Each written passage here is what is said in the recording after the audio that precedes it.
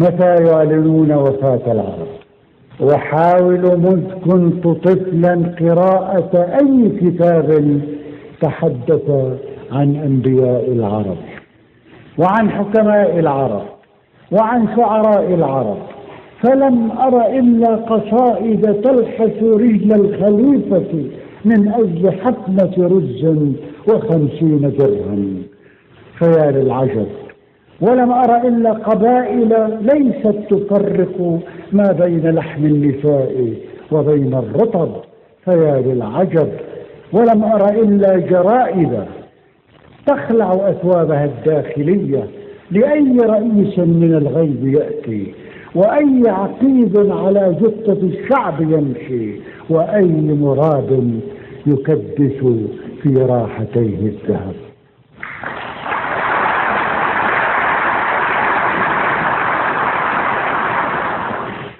أنا منذ 50 عاما أحاول رسم بلاد تسمى مجازا بلاد العرب. رسمت بلون الشرايين حينا، وحينا رسمت بلون الغضب، وحين انتهى الرسم سألت نفسي: إذا أعلنوا ذات يوم وفاة العرب ففي أي مقبرة يدفنون؟ ومن سوف يبكي عليهم وليس لديهم بنات وليس لديهم بنون، وليس هنالك حزن وليس هنالك من يحزنون. أحاول، وحين انتهى الرسم سألت نفسي: إذا أعلنوا ذات يوم وفاة العرب ففي أي مقبرة يدفنون؟ ومن سوف يبكي عليهم وليس لديهم بنات وليس لديهم بنون، وليس هنالك حزن وليس هنالك من يحزنون.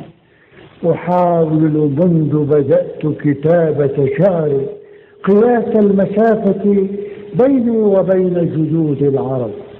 رأيت جيوشا ولا من جيوش، رأيت فتوحا ولا من فتوح، وتابعت كل الحروب على شاشة التلفزة، فقتلى على شاشة التلفزة، وجرحى على شاشة التلفزة، ونصر من الله يأتي إلينا على شاشة التلفزة.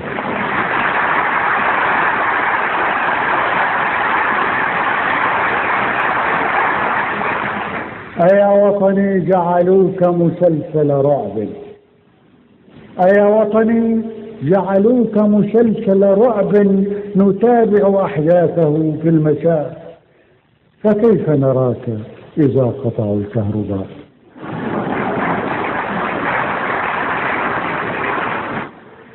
أنا بعد 50 عاما أحاول تسجيل ما قد رأيت شعوبا تظن بأن رجال المباحث أمر من الله، مثل الصداع ومثل الزكام ومثل الجذام ومثل الجرب. رأيت العروبة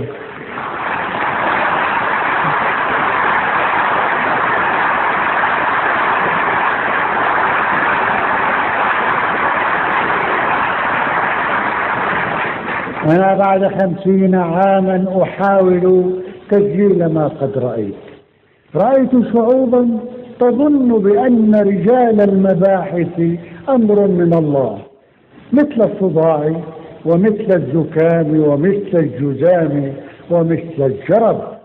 رأيت العروبة معروضة في مزاج الأثاث القديم، ولكنني ما رأيت العرب.